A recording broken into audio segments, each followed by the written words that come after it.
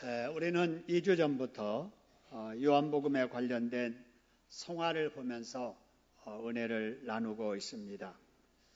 오늘 또 오늘의 본문과 관련된 성화 한 편을 보시겠습니다.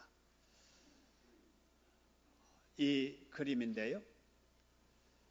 이 그림은 지난주에 그리고 그 지난주에 보았던 세 편의 성화와는 조금 다를 겁니다.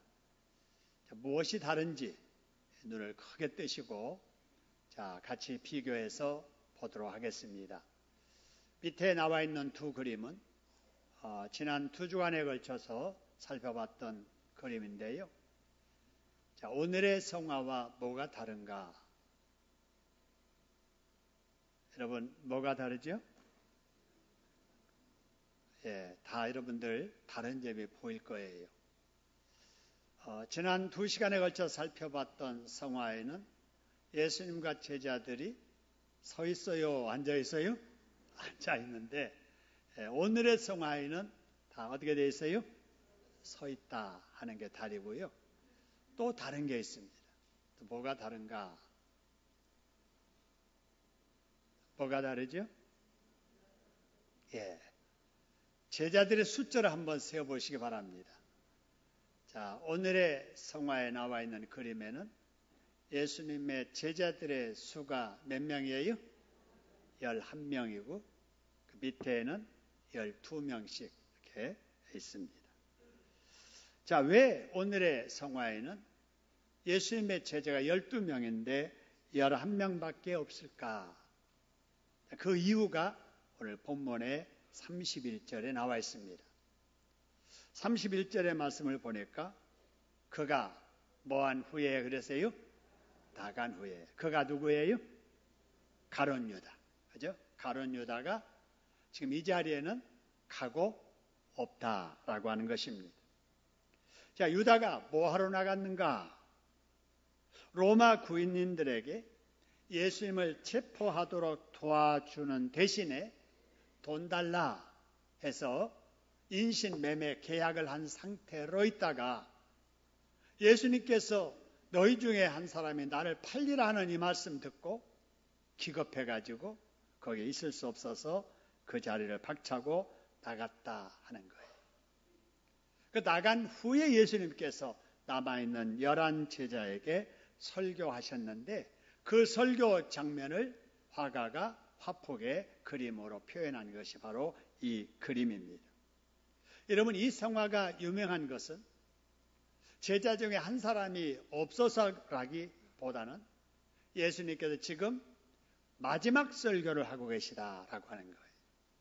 예수님의 이 지상 마지막 고별 설교를 하시는 장면이기 때문에 이 그림이 유명합니다. 여러분, 그래서 오늘은 제가 여러분과 함께 예수님의 이 마지막 고별 설교에 대해서 말씀을 나누려고 합니다. 오늘 이 성화 속에 담겨진 예수님의 메시지를 오늘 본문의 말씀과 함께 여러분 통해서 은혜 받으시기를 주님의 이름으로 축원합니다. 여러분, 여기에 없지만 여기 없는 유다에 대해서 먼저 한번 생각해 보지요. 여러분, 유다는 대단한 사람이었습니다. 왜 대단한가? 이 땅에 오신 하나님이신 예수님에게 선택받은 제자였기 때문에 유명하지요. 여러분, 하나님이신 예수님께 선택받아 제자가 됐다. 대단한 일인데 그 중에 또 대단한 것은 여러분 12명의 바로 제자 중에 바로 유다가 돈깨를 맡을 회계로 선택받았다라고 하는 겁니다. 여러분, 5명이 모인 모임에도 회계는 아무나 맡겨요? 안 맡겨요? 아무나 안 맡기죠. 저 사람 돈 계산이 분명치 않는 사람이야. 저 사람한테 맡기면 안 돼. 그래서 그 중에서도 신뢰할 만한 사람에게 회계 맡기는 것처럼 예수님과 12명이 이루는 예수 공동체의 회계 역시 예수님께서 가장 믿을 만한 바로 유다에게 그 직무를 맡겼다라고 하는 거예요. 이렇게 볼 때 유다는 대단히 참 선택받은 특별한 복을 받은 사람이었습니다. 그런데 이 유다가 그런 위치에서 그 일을 하다가 어느 날 욕심이 생긴 거예요. 돈 욕심. 돈 다루다가 돈 욕심 생겨가지고 돈께에서 돈을 빼서 쓰기 시작을 하는 거예요. 물론 처음에는 갖다 되돌려 맡기를 했겠지요. 근데 나중에는 돈 욕심에 마귀의 생각이 얽혀가지고 결국은 가장 자기를 신임해 줬던 스승인 예수님을 은 30에 인신매매하는 배신자가 되고 맙니다. 그래도 그에게 양심이 있었던지 양심의 가책을 느끼고 고민하고 후회하다가 결국 그가 선택한 것은 회개가 아니라 목매달아 죽는 자살을 선택하게 되지요. 그래서 가장 인생을 멋있게 출발했다가 가장 비참하게 마친 바로 인물이 되고 말았습니다. 그래서 저는 유다를 바라보면서 무슨 생각을 했냐 하면은 참 이 사람 시작은 좋았으나 끝이 좋지 않았다, 이런 생각을 해봤어요. 여러분, 우리는 인생을 살아도 여러분 시작보다 끝이 좋게 살아야 될 줄로 믿으시기를 소원합니다. 여러분, 저나 여러분이나 금수저 물고 인생 출발한 사람 아마 없을 거예요. 다 흙수저 물고 가장 어려운 환경에서 배우지 못한 환경, 없이 사는 가난한 환경에서 어렵게들 인생을 시작했으나 여러분, 이렇게 이 자리까지 이르게 된 거 하나님의 은혜요 축복인 줄로 믿습니다. 여러분, 인생 잘 살아오셨어요. 여러분, 지금까지만 아니라 앞으로 더 멋있게 살으셔서 시작보다 끝이 좋은 유다 같지 않는 저와 여러분 되기를 주님의 이름으로 축원합니다. 여러분, 그러려면은 어떻게 해야 될까요? 흙수저 물고 태어난 우리들, 금수저 물고 사는 사람처럼 인생을 멋있게 살려면은 어떻게 해야 될까? 여러분, 31절에 예수님의 고별 설교에서 그 지혜를 우리가 얻을 수가 있습니다. 예수님께서 이렇게 말씀하세요. 인자가, 여러분, 예수님께서 요한복음에서 자기 자신을 가리켜 말씀하실 때는 내가 그러지 않고 뭐라고 그래요? 인자가 그래요. 그래서 사람으로 온 내가, 그 말입니다. 하나님이셨는데 사람의 몸으로 이 땅에 오신 내가, 이런 말을 인자가 이렇게 말하는 거예요. 그래서 예수님께서 뭘 받았고 그랬어요? 영광을 받았고, 하나님도 인자로 말미암아 뭘 받으셨다고요? 영광을 받으셨다 하는 거예요. 자, 예수님께서 하나님께 영광을 돌리니까 하나님도 예수님이 세상에서 사람들에게 영광 받도록 해주셨다라고 하는 것입니다. 여러분, 우리가 인생을 멋있게 살려면은 바로 이 예수님처럼 어디서든지 뭘 하든지 하나님의 이름을 높이면서 살아야 될 줄로 믿으시기를 소원합니다. 그러면 하나님께서 나로 인하여 영광을 받으시면, 영광 받으신 하나님은 나를 사람 앞에 존경받도록 하나님께서 복을 주심을 믿으시기를 소원합니다. 그러면 하나님이 언제 그러실까 하는 거예요. 언제 그렇게 하실까? 예수님에게 말씀하신 말씀 32절에 보니까 이런 말씀이 있습니다. 영광을 주시는데 언제 주시느냐? 그에게 영광을 주시리니, 맨 끝에 언제 주시리라고 그랬어요? 곧 주시리라. 주시리니 곧 주시리라라고 하는 말씀입니다. 이 약속대로 하나님께서는 예수님에게 곧 영광을 주셨어요. 그 곧이 언제였느냐? 예수님 장사 지낸 지 3일 만에 다시 살아나시게 하나님께서 축복해 주셨습니다. 할렐루야. 부활하게 하신 거예요. 그래서 사람 앞에 승리자가 되게 하시고, 그동안에 예수님께서 사람들에게 말씀하신 것이 거짓이 아니라 사실인 것을 보증해 주셨던 것입니다. 죽기까지 하나님께 순종했던 예수님을 하나님께서 사람 앞에 존경받도록, 영광을 받으시도록 복으로 갚아주신 거예요. 하나님께서 예수님에게 주시되 곧 주시겠다고 하신 이 약속을 3일 만에 이루어주신 것처럼 지금도 우리 하나님은 하나님을 위해서 땀 흘려 헌신하는 사람들에게 보상으로 갚아주심을 믿으시기를 주님의 이름으로 축원합니다. 한번 따라하겠습니다. 하나님은 갚으시는 분이시다. 갚으셔도 곧 갚아주신다. 할렐루야. 여러분 이걸 믿으시기를 주님의 이름으로 축원합니다. 이거 믿고 섬기며 살고 희생하며 살고 순종하며 살면 하나님이 곧 복으로 갚아주실 줄로 믿습니다. 따라합시다. 예수님처럼 섬기며 삽시다. 예수님처럼 희생하며 삽시다. 예수님처럼 순종하며 삽시다. 할렐루야. 여러분 이런 마음으로 우리 옆에 사람들에게 이렇게 한마디씩 우리 서로 한번 고백했으면 좋겠습니다. 예수님과 같이 고백합니다. 예수님처럼 섬기며 삽시다. 예수님처럼 희생하며 삽시다. 예수님처럼 순종하며 삽시다. 근데 왜 얼굴을 안 보고 앞에 보고 인사하시는지 모르겠네요. 여러분 예수님처럼 섬기며 희생하며 순종하며 살아가는 저와 여러분 되기를 주님의 이름으로 축원합니다. 자, 그 다음에 이 고별 설교 하시면서 거기 있는 11명의 제자들에게 예수님께서 부르시는 호칭이 있어요. 자, 뭐라고 부르시는가? 33절 보시기 바랍니다. 자, 거기 있는 제자들에게 예수님께서 어떤 자들아 그랬어요? 작은 자들아 그랬어요. 여러분 이 작은 자라라고 하는 말은요, 헬라어로 테크니아라고 합니다. 테크니아라고 해요. 그 테크니아라고 하는 이 말의 의미는 어린 아이들아 그 말이에요. 어린 애들아 그 말입니다. 우리말로 아가야 그 말이에요. 애들아 그 말입니다. 여러분 그런데 거기 11 제자는 어린 애들이에요? 어른이에요? 어른이에요. 예수님이나 제자들의 나이가 비슷해요.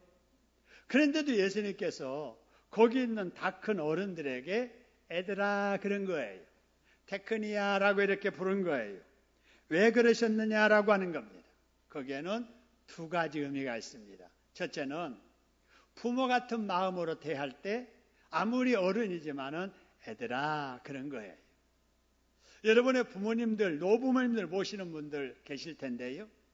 여러분 노부모님들은 여러분들이 어른이지만 항상 뭐 취급해요? 아 취급합니다. 저도 어머님 78 사실 때까지 집에 모셨는데요. 제가 목사가 돼가지고 신방 가도 아침에 신방 갈 때는 애야 길 조심하고 잘 다녀오거라 그러시는 거예요. 교회 가면은 목사인데 어머님 앞에서는 애인 거예요. 그래서 밖에 나가면 혹시라도 길에 무슨 일이 있을까 조심스러워서 애야 조심해서 다녀오거라 이렇게 말씀하시는 그런 부모의 마음이 애들아 작은 자들아 그러는 거예요. 또 여기 작은 자들이라고 하는 이 말 속에 담겨진 것이 뭐냐면요, 아직도 더 잘해야 될 입장에 있는 사람, 더 성숙해져야 될 이란 사람들을 가리킬 때 작은 자들아라고 이렇게 말하는 거예요. 여러분 예수님께서 지금 제자들을 보실 때 앞으로 잠시 후면은 어떤 일이 벌어질 것을 다 알고 계세요. 뒤에 나옵니다마는 여러분 예수님의 수제자라고 하는 베드로도 계집종 앞에 예수님을 몇 번이나 부인해요? 3번이나 부인할 것을 보시면서 작은 자들아 이렇게 말씀하시는 거예요. 예수님이 지금 이렇게 계실 때 내가 죽는 자리까지라도 함께 하겠습니다라고 이렇게 말하지만 조금 후에는 예수님 붙잡히는 걸 보면서 제자들이 다 도망갈 것을 미리 보시면서 작은 자들아라고 이렇게 말씀을 하시는 겁니다. 여러분 예수님이 보실 때 예수님의 제자들은 아직도 미약하고 미성숙한 바로 어린아이와 같은 그런 입장에 있었기 때문에 작은 자라 이렇게 말씀한 거예요. 그래서 우리 예수님께서는 빨리 커야 되겠다, 더 훈련받아야 되겠다, 더 강해야 되겠다라는 생각으로 이 테크니아 작은 자들아라고 부르는 거예요. 자, 그러면 이 시간에 예배드리는 우리를 향하신 예수님께서 우리를 부르실 때 뭐라고 하실까? 믿음의 장부들아라고 하실까? 아니면은 테크니아 작은 자들아라고 하실까 하는 거예요. 여러분 이 시간에 우리 주님께서 우리를 바라보실 때 여전히 우리에게도 테크니아 작은 자들아 라고 부르실 줄로 믿습니다. 우리를 사랑하셔서 작은 자들아 부르시고 뿐만 아니라 아직도 더 성숙해져야 되겠다고 하는 그런 모습을 보시면서 작은 자라고 말씀을 하실 거예요. 여러분, 우리 예수님의 그 큰 자, 믿음의 장부 되기를 원하는 마음씨로서 바로 작은 자들이라고 하신 그 제자들, 나중에 여러분 어떻게 됐습니까? 여러분, 이들이 나중에 성령 충만을 받게 됩니다. 그러고 나서 믿음의 대장부들이 되어서 생명 걸고 복음을 전하는 예수님의 제자들이 되게 되지요. 오늘날도 마찬가지예요. 우리들도 작은 자가 아닌, 미숙한 자가 아닌 믿음의 대장부가 돼서 우리 하나님을 기쁘게 드리는 주의 제자들이 되려면 어떻게 해야 되느냐? 성령 충만 받아야 됩니다. 할렐루야. 성령 충만 받는 길은 딱 두 가지가 있습니다. 첫째는 여러분 하나님의 말씀을 잘 먹어야 되고, 두 번째로는 규칙적으로 기도 생활해야 됩니다. 할렐루야. 여러분 성령 충만 받으려면 뭐 해야 된다고요? 뭐 해야 된다고요? 말씀을 우리가 잘 먹어야 됩니다.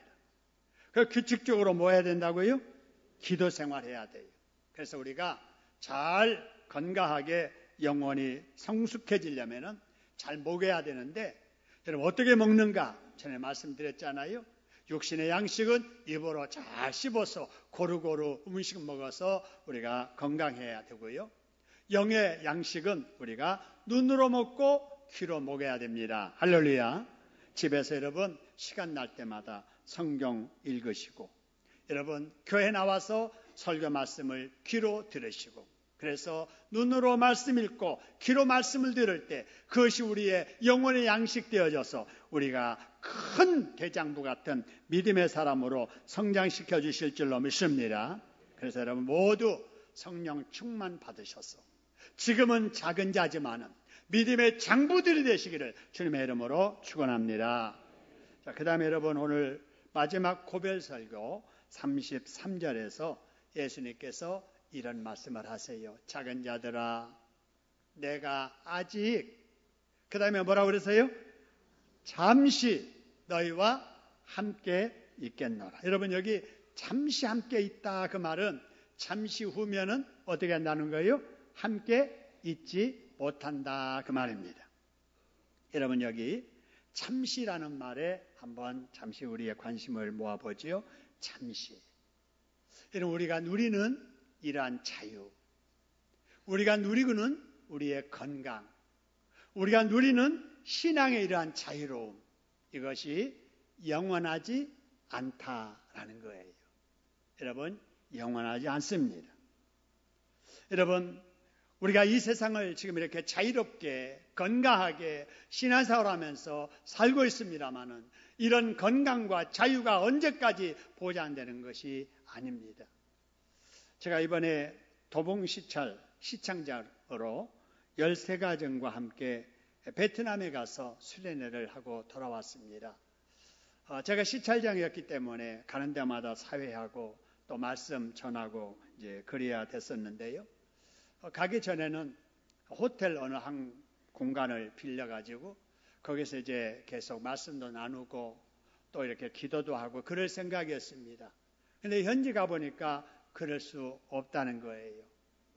여러분 그곳이 어디냐면은 옛날 월남의 수도 사이공인데 이제는 사이공이라는 이름도 없어지고 호치민이라고 하는 이름으로 바뀌어지고, 전에는 마음껏 예배드리고 어디서나 전도하고 어디서나 예배드릴 수 있었는데 지금은 허가된 장소 외에는 예배도 드릴 수 없다는 거예요. 그래서 할 수 없이 모든 예배와 모든 기도를 차량 안에서 이동 중에 할 수밖에 없었습니다. 그러면서 제가 느끼기를 이 땅의 신앙의 자유도 이제는 지나가게 됐구나. 그러면서 우리나라를 생각해 봤어요. 지금 우리나라가 북의 위협을 받으면서 계속 긴장된 가운데 있는데 혹시라도 전쟁이 일어나서 월남이 망하는 것처럼 우리 남한이 공산화된다면 우리가 누리는 신앙의 자유마저도 잃게 되겠다라는 생각을 해보았습니다. 여러분 잠시라고 하는 이 말씀 속에 담겨진 주님의 의도는 지금 누리는 복을 귀한 줄 알고 지금 자유로울 때 건강할 때 최선을 다해서 하나님을 기쁘게 해드리라는 것입니다. 할렐루야. 여러분 지금의 젊음 영원하지 않습니다. 지금의 건강 영원하지 않아요. 여러분 지금이라고 하는 이 순간 내가 이렇게 건강한 몸으로 하나님 앞에 나와서 마음껏 예배 드릴 수 있을 때 여러분 열심히 예배 출석하시며 할 수 있을 때 열심히 봉사하시며 우리 하나님께 충성하시기를 주님의 이름으로 축원합니다. 여러분 그 다음에 우리 예수님께서 참시라는 말씀을 하신 뒤에 34절에 이런 말씀을 하십니다. 내가 너희에게 주노니 그랬어요. 자, 뭘 주느냐? 새 계명을 주겠다. 이미 계명이 있는데 새 계명 주겠다는 거예요. 그 새 계명이 뭐냐? 빨간 글씨 같이 한번 읽겠습니다. 시작. 서로 사랑하라 하는 거예요. 여러분 이게 예수님의 마지막 고별 설교의 결론입니다. 서로 뭐 하라고요? 사랑하라. 한번 따라합시다. 서로 사랑하라. 여러분 서로 사랑하는 말이라는 이 말씀 속에는 여러 가지 의미가 담겨져 있습니다. 사랑이란 하는 자 따로 있고 사랑을 받는 자 따로 있는 것이 아니라는 거예요. 사랑은 서로 먼저 하는 것이다라고 하는 것입니다. 할렐루야. 여러분 우리가 인사를 해도 어떤 사람은 인사를 상대방이 하기 전까지는 안 해요. 아는 채도 안 해요. 어쩌다가 안녕하세요. 예, 안녕하세요. 그냥 대꾸 하는 거예요. 대응하는 거예요. 여러분 우리가 교회에서 절대 그러면 안 됩니다. 우리 성도들이 이렇게 만나면 먼저 본 사람이 먼저 말 걸고 먼저 인사해야 될 줄로 믿습니다. 먼저 해야 돼요. 기독교의 사랑은 먼저 사랑이에요. 세상의 사랑은 나중 사랑이에요. 지가 아는 체 안 하면 나도 아는 체 안 해요. 제가 인사 안 하면 나에게 인사 안 하는 거예요. 제가 오늘 또 일부 예배 마치고 밖에 딱 서 있는데요. 제가 어느 청년은 제가 외면하고 내려갔어요. 왜냐하면은 제가 보기 오랜만에 왔거든요. 근데 올라와서 내 옆에서 다른 사람하고 계속 이야기만 하는 거예요. 나는 이야기 끝날 때까지 2분을 기다렸어요. 그래도 나한테 눈 한 번도 안 주는 거예요. 괘씸해요. 나도 아는 체 안 하고 내려와 버렸어요. 여러분 이게 우리의 인간의 마음이잖아요. 여러분은 그러지 마시기를 바랍니다. 아니 목사 옆에 왔으면은 이 인사하더라도 나한테 눈으로라도 안녕하세요 하고 해야지. 어떻게 투명 인간 취급을 하느냐 그 말이에요. 마음이 편치 않더라고요. 여러분 우리가 서로 먼저 해야 될 줄로 믿습니다. 저도 그래서 회개하는 마음으로 이 말하는 거예요. 아무리 그래도 내가 먼저 할 걸. 근데 저는 방해 안 하려고 모르고 모른 채 하고 내려간 거예요. 그럼 어쨌든지 우리가 사랑은 서로 먼저 해야 되겠다 하는 거예요. 여러분 예수님께서 우리에게 사랑하라라고 하면서 그럼 어떻게 사랑하라고 했는가? 그 말씀하시면서 이런 말씀을 하십니다. 34절이에요. 내가 너희를 뭐 한 것 같이? 사랑한 것 같이 너희도 나를 뭐 하라고요? 서로 사랑하라. 여러분 기준이 그런 거예요. 여러분 우리 사람들은 그렇지 않잖아요. 차별합니다. 여러분 그런데 예수님은 사랑하지 않고 차별하지 않고 사랑하셨다 그 말이에요. 가난한 사람 가난하다고 차별하지 아니하셨어요. 배우지 못한 사람 배우지 못했다고 차별하지 아니하셨어요. 실수하고 허물진 사람 그렇다고 그런 사람 미워하지 않고 그 사람도 사랑하셨다 그 말이에요. 우리가 성도들을 대할 때도 이런 예수님의 모습처럼 우리가 해야 될 줄로 믿습니다. 그래서 우리가 누구나 하나님의 사랑하라고 하셨으니 저 사람도 하나님의 사랑하는 영혼이니 나도 그 사람을 사랑해야 되겠다는 그런 사명감을 가지고 순종하는 마음으로 누구든지 먼저 사랑하며 살아가는 저와 여러분 되기를 주님의 이름으로 축원합니다. 그렇게 예수님께서 살으셔서 예수님의 병든 자의 친구셨고 죄인들의 이웃이었고 가난하고 배우지 못한 자들의 가까운 동무였듯이 우리들도 우리 주변에 허물지고 약하고 배우지 못하고 갖추지 못한 자들이라도 가까이 사랑할 수 있는 바로 우리 사랑의 공동체가 되기를 주님의 이름으로 축원합니다. 여러분, 예수님의 사랑은 조건 없는 사랑, 마땅해야 될 사명이기 때문에 알아서 하는 사랑, 반대급부를 계산해서 조절하는 사랑이 아니라 누구에게나 똑같이 베푸는 사랑, 그런 사랑을 하면서 사셨습니다. 이런 사랑을 누구에게나 조건 없이 끝까지 사랑하면서 살았던 예수님. 그래서 우리 예수님께서는 이제부터는 그렇게 해라. 너네들 기준에 맞춰서 하지 말고 율법에 맞춰서 한다고 만족하지 말고 바로 새로운 계명을 주노니 네가 먼저 끝까지 조건 없이 사랑해주며 살라는 계명을 주신 것입니다. 그래서 우리 기독교가 이 사랑의 사명을 가진 바로 종교이기에 우리 기독교를 사랑의 종교라 이렇게 말하는 것입니다. 한번 따라하겠습니다. 내가 너희를 사랑한 것 같이 너희도 서로 사랑하라. 여러분, 이 사명이 우리에게 주어졌음을 믿으시기를 소원합니다. 이 새 계명이 우리에게 주어진 거예요. 그래서 우리도 옆 사람들에게 이렇게 한번 고백했으면 좋겠습니다. 예수님처럼 우리도 먼저 사랑합시다. 우리 같이 옆에 사람들에게 예수님처럼 우리도 먼저 사랑합시다. 먼저 사랑합시다. 감사합니다. 여러분, 그렇게 사는 사람을 예수님이 기뻐하세요. 자, 내가 말하는 대로 조건 없이 사랑하는구나. 내가 했던 대로 나를 본받아서 이렇게 차별 없이 사랑하며 사는구나. 먼저 사랑하며 사는구나 생각하시면서 하나님께서 기뻐하시고 그런 우리와 함께 하시고 그런 우리에게 복을 허락해 주시는 줄로 믿으시기를 소원합니다. 그 다음에 35절에 여러분, 예수님께서 이제 마지막 메시지를 이렇게 하십니다. 너희가 내 말 듣고 서로 먼저 사랑하면 이로써 모든 사람이 너희가 내 뭐인 줄 알게 되리라 그랬어요? 제자인 줄. 그죠? 불신자들이 우리를 보고 저 사람 예수 제자네? 그 소리를 하게 된다 하는 거예요. 뭘 보고? 이름표 보고 하는 게 아니고 완장 차고 다녀서 그거 보고 하는 게 아니라 다른 사람들은 다 조건 가지고 사랑하는데 차별적으로 사랑하는데 예수 믿는 사람들은 그러지 않아. 그걸 보면서 저 사람들은 다르구나 이런 소리 하게 된다라는 것입니다. 여러분, 예수님께 이렇게 말씀하시는 이유는 세상이 날로 사랑이 식어지고 있기 때문에 그렇습니다. 여러분, 세상이 얼마나 악합니까? 얼마나 살벌합니까? 저는 요즘 뉴스를 보면서 너무나도 가슴 아픈 일을 느낍니다. 여러분, 중학교 여학생들, 우리가 볼 때는 애들이지 않아요. 얼마나 귀엽습니까? 천진난만하지 않아요. 악이라고는 하나도 없는 그런 아이들도 여겨지는데, 아니 어느 지역의 여학생들은 자기가 좀 이렇게 좀 밉게 보이는 애들 왕따 시키다가 데려다가 막 때리고,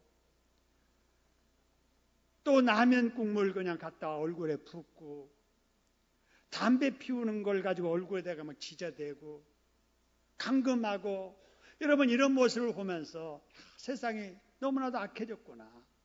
저런 천진난만한 여학생 어린아이들이 저러느니 너무나도 정말 세상이 악한 것을 느낍니다.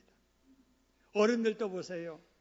죄악을 멀리하기보다는 오히려 죄악을 즐깁니다. 그걸 숨기기보다는 자랑을 해요. 자기밖에 모르는 시대. 남이 어찌 됐든 말든 나만 잘 살면 된다는 이런 시대. 조금이라도 자기에게 피해가 입혔다 싶으면 몇 배로 되갚으려는 이 사악한 시대. 길 가다가 짐승 만나 무서운 게 아니라 사람 만나는 것이 더 무서운 시대. 누구도 믿을 수 없는 이런 시대. 살벌한 이런 사악한 시대에 우리가 살고 있습니다. 여러분, 이런 시대에 우리 예수 믿는 사람들이 해야 될 일이 뭐냐? 똑같이 차별하고 살면 안 된다 그 말이에요. 세상의 불신자들은 그럴지라도 너희만이라도 조건 없이 그런 사람까지라도 품에 안고 예수님의 사랑을 실천하라는 것입니다. 할렐루야. 우리 교회가 바로 이 지역에 그런 사람들을 품을 수 있는 사랑의 공동체가 되기를 주님의 이름으로 축원합니다. 우리 교회는 이웃교회, 이웃 사람들에게 참 좋은 평이 있는 교회예요. 여러분, 우리 교회 3년 동안 우리 교회 건축할 때 이 지역 사람들에게 얼마나 많은 불편을 끼쳤습니까? 중장비가 오가고 소음이 일어나고 먼지가 있고, 여러분 그러는 중에도 지역의 우리 이웃들이 한 건의 민원도 제기하지 않았잖아요. 참아줬잖아요. 왜 그러느냐? 우리가 이웃들에게 다가가서 작지만 예수의 사랑을 우리가 베풀었기 때문에 그런 줄로 믿습니다. 앞으로도 우리 교회가 더욱 그래야 돼요. 그래서 우리 교회는 명절 때마다 쌀 나누고 김치 나누고, 여러분 우리 교회가 이웃들에게 이렇게 사랑을 베풀고 과일도 나누고, 이런 일들을 앞으로도 많이 해서 우리가 이웃을 정말 우리 사랑의 대상으로 생각하고 섬겨야 될 줄로 믿으시기를 소원합니다. 여러분, 어두울수록 작은 빛이라도 밝게 빛나는 법입니다. 시대가 악할수록 조건 없는 사랑 베푸는 교회와 그 성도들은 여러분 사람들에게 여러분 빛이 나게 될 거예요. 우리가 어디에 있든지 조건 없는 사랑을 주변 사람들에게 실천하며 살아간다면 기독교를 비난하는 안티 크리스찬들까지라도 역시 예수 믿는 사람은 다르다는 그런 말을 하게 될 줄로 믿습니다. 그게 바로 우리가 예수 믿는 제자의 그 모습을 보여주는 것이지요. 여러분, 예수님의 고별 설교를 이제 마쳤습니다. 이 고별 설교를 듣고 있던 제자 중 수제자라고 하는 베드로가 36절에서 이렇게 묻습니다. 주여, 가신다고 말씀하시는데 어디로 가신다는 말입니까? 그자 예수님께서 내가 지금 가는 길, 지금은 너희들이 따라올 수 없지만 후에는 따라오게 될 것이다. 그래요. 이렇게 말씀하시자 베드로가 37절에 당차게 이렇게 말합니다. 어디라면 우리가 못 따라갈 수 있겠습니까? 주를 위한다면 내 목숨이라도 바치고 따라가겠습니다. 라고 이렇게 말을 합니다. 여러분, 이런 베드로의 신앙이 저의 신앙이 되고 여러분의 신앙 되기를 주님의 이름으로 축원합니다.